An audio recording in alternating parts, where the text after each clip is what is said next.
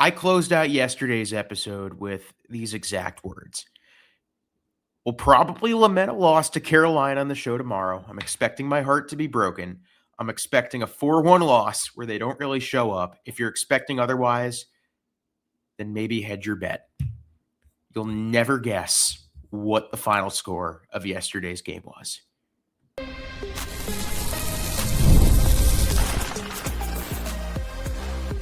You're Locked On Devils, your daily podcast on the New Jersey Devils, part of the Locked On Podcast Network, your team every day. This is Locked On Devils, part of the Locked On Podcast Network, now the number one sports podcast network in the world, your team every day.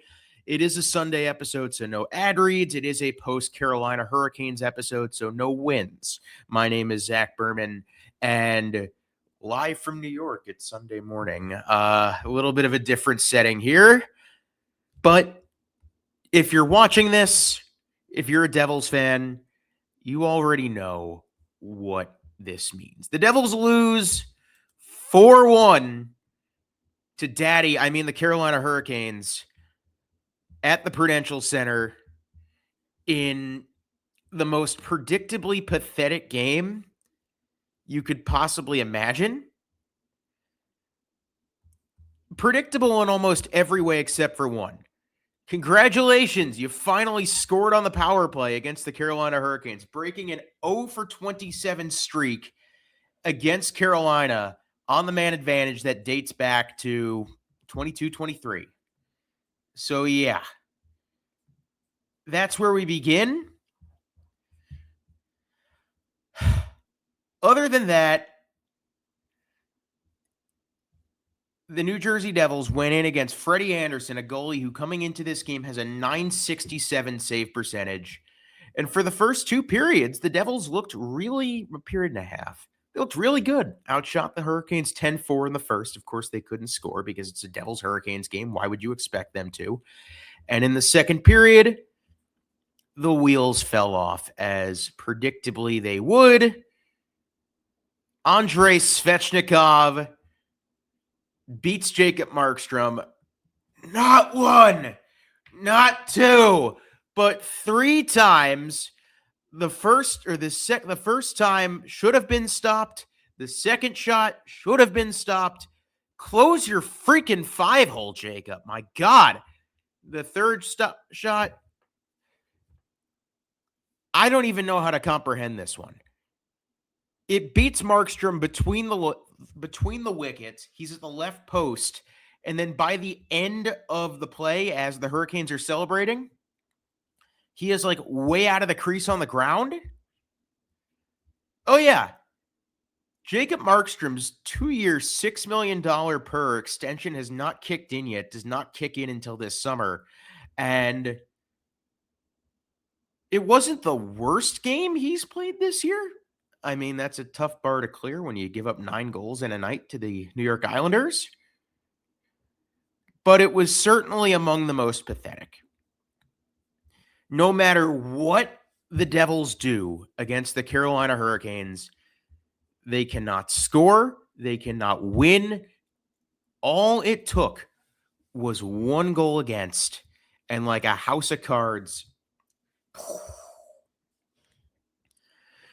So where does this predictable, pathetic, putrid loss leave the New Jersey Devils? Well, as a matter of fact, it leaves them all the way at the bottom of the Eastern Conference with only one team behind them, the New York Rangers. Only 2 points behind the New Jersey Devils are the New York Rangers.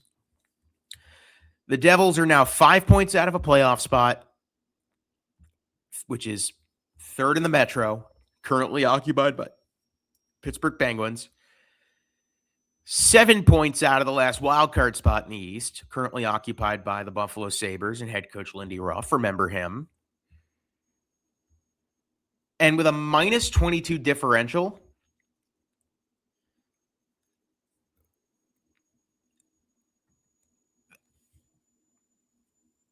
I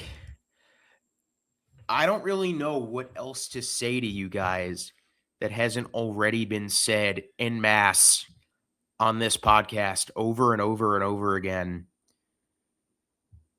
I've already beaten the dead horse so many times. I'm not a superhero. I'm not God. I can't resurrect the horse to kill the horse again and beat the dead horse again. I don't know how to do that.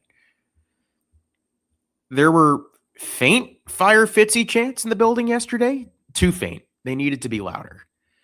And I'm afraid, and shout out Ryan Novozinski, who said what I think everybody is saying and is fearing, that in order to save his job or attempt to save his job, Tom Fitzgerald is going to do something really, really stupid and potentially blow up what's left of the farm or what's left of draft capital to try and save this team's season. And let me be clear. Saving this team's season is probably the equivalent of getting into the playoffs and getting swept. And do we really want that to happen? How much does it benefit this team to make the playoffs and get swept as opposed to just accepting the fact that front office isn't good enough, team isn't good enough, and the GM certainly isn't good enough? So what do you do with a GM that isn't good enough? Well, obviously you fire him. I would hope so. But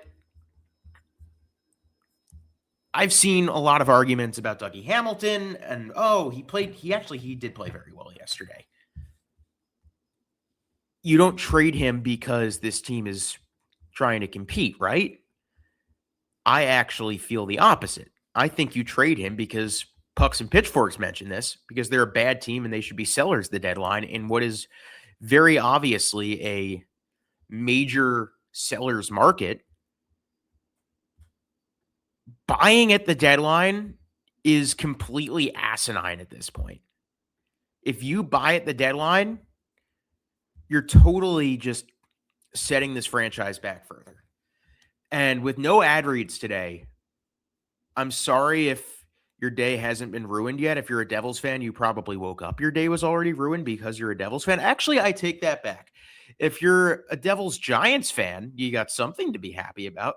We got John Harbaugh. I never would have expected that I'd be sitting here within the first 3 months of taking this show over, and I'm going to look you guys dead in the eyes or dead in my webcam and say the New York Giants, who are the worst team in the NFL over the last decade in terms of wins and losses, are significantly closer to competing for a championship than the New Jersey Devils. Like, that is easily one of the, as a Giants fan, it's sick. I'm not going to sit here and act like it isn't. But as a Devils fan, that is really sad to sit here and tell you guys that.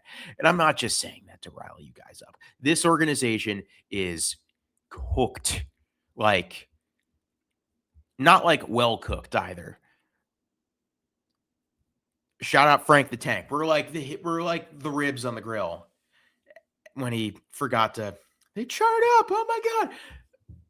That's where we're at. Jack Hughes has not scored a goal since the first period of the first game where he came back from his hand injury. And I'm seeing the jokes. Oh, Tate McRae is just Yoko Ono. He doesn't. Sheldon Keefe said last night, our top players have to be better. That includes Jack Hughes. And I have been very, very, very hesitant to throw Jack under the bus because he has been for a while the only thing keeping this organization watchable. But for the last few weeks, this Devils team is as healthy as they've been at this point of the season in as long as I can remember. And if this is what they look like healthy, and I'm not also forgetting to factor in that the Quinn Hughes stuff messed up the locker room, and there's a lack of talent on the forward core, or a lack of puck movers on the defense. Whose fault is that? Who is to blame for that? Is it Santa Claus? Is it the Easter Bunny? Is it Matt Rempe? Whose fault is that? And why should that person get another chance to try and fix the mess he's already created?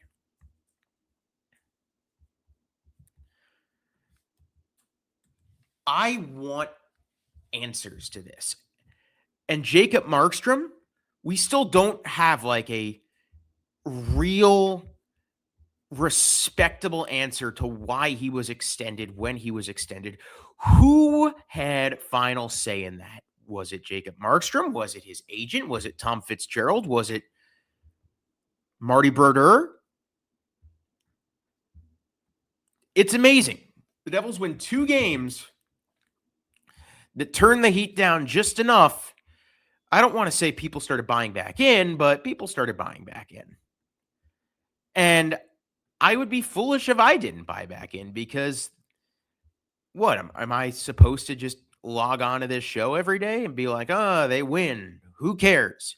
No, that's not how I operate. I'm going to suck up the fact that I don't think anything is being done in this organization's best interest. And I'm going to keep on going.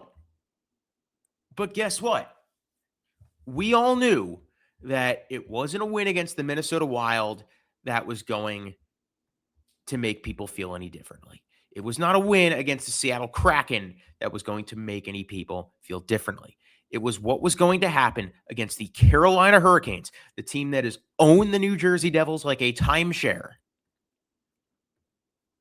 in the postseason, in the regular season, since 2009. What happened in this game was going to tell the story of whether the Devils were back or simply what we all thought they were. And I think we know what the Devils are. Who's the coach? Dennis Green. They are who we thought they were. We let them off the hook. Yeah. That's a quote. Yeah. The old Arizona Cardinals coach.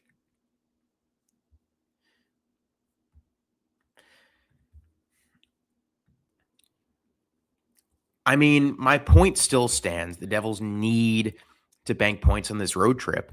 But at this point, what is more beneficial to the future of this team? For them to delude themselves as a competitive hockey team? Or to accept the fact that what they've built simply isn't good enough? Because from delusion hatches disaster. And this team is already enough of a disaster as is. I don't want to know what another crazy bad decision would do to this roster for the future. Like, I'm so scared that we're going to wake up one morning and see that like Braden Shen has been traded for. We already know all of this. Everything that I'm saying was the case 2 weeks ago, 2 months ago. You could even say in some aspects 2 years ago. There's been no accountability. There's been no change. Not to make it about the Giants, but John Harbaugh is the coach of the Giants. That's what I'm choosing to be happy about. But what I keep on going back to is eventually the Giants accepted the fact that what they were doing wasn't good enough. And you know what? They changed. They went in and made a decision to bring in a coach like John Harbaugh, who they knew would shake up the status quo. They knew that was going to be something they would have to take on. And it was uncomfortable. It was really uncomfortable. I know damn well it was uncomfortable for them. And you know what? Better late than never. They actually went out and made the uncomfortable change. I know Tom Fitzgerald has his fans in the ownership group, in the front office. I don't care. It's not about making friends. It's about, are you winning or are you losing? And the Devils are not winning. So unless the Devils decide to wake up and decide that the way things are going, this ownership at the hands of the Carolina Hurricanes, which has lasted since I was 10 years old, until that is deemed not acceptable. And it's not even that Carolina's the class of the Eastern Conference. They're not. That's Florida. That's Tampa. The beatings will continue until morale improves. And right now, morale is pretty low. So you know what I'm going to do? A, because I love you guys, and B, because I have no other choice. When the Devils take the ice on Tuesday night in Edmonton, Alberta at 10 p.m. Eastern Standard Time, you know who's going to be up watching that game like a sucker? This guy. You know who's going to be living and dying with every goal scored, every goal against? This guy. You know why? Because for better or worse, I love this team. And despite deep down knowing that things are never going to change, I'm going to keep on going because I'm a sucker for pain. I'm a complete and utter... I'm a shill to the pain. That is what it is. I'm a masochist. I knew they were going to lose this game. Everybody did. I should have put money on it. I missed an opportunity there. But you know what happens? We learn, we grow, we get better. Unless you're the New Jersey Devils and you don't learn, you don't grow, you don't get better, and you just ship out more skill for big, mean, grit sandpaper and coming in second and excuses and, oh, it's all going to sort itself out. Oh, I'm the general manager of the New Jersey Devils. I don't even look at the standings. Like, hey, Tommy, the standings say you're 2 points out of the basement of the Eastern Conference. You are closer to winning the draft lottery than you are making the playoffs. Sell what you can and then sell your house too, because you ain't going to be the GM here for long. And if you are, we have much bigger problems as a fan base and as an organization. I've been talking for almost 20 minutes straight. It's a weekend episode. There are no rules. The New Jersey Devils have no standards. This, that. We all know. I told you what was going to happen. It happened, and that's all I got. I'll see you tomorrow. Fire Tom Fitzgerald. Let's go Devils, and stay warm because it's another cold winter in New Jersey without a competent hockey team to warm us up.